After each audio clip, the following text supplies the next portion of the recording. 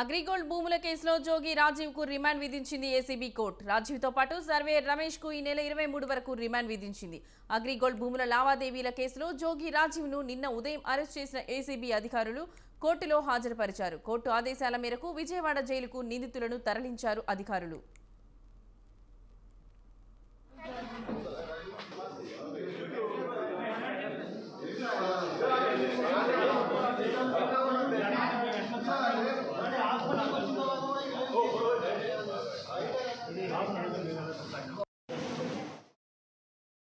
CID attachment లో ఉన్న అగ్రిగోల్డ్ భూములకు కబ్జా చేసి జోగి రమేష్ కుటుంబ సభ్యుల పేరిట అక్రమంగా రిజిస్ట్రేషన్ చేయించుకున్న వ్యవహారం ఇటీవల వెలుగు చూసింది.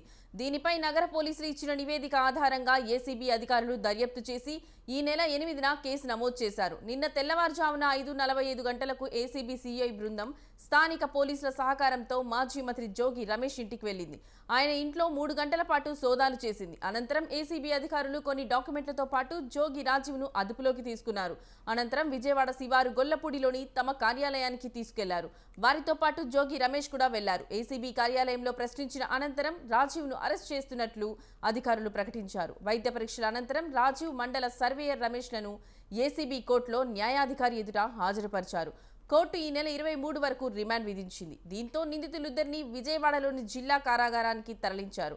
ఈ వ్యవహారంలో సిఐడి కూడా జోగి రాజీవ్, ఆయన బాబాయ్ వెంకటేశ్వరరావు సహా మొత్తం 9 మందిపై కేసు నమోదు చేసింది.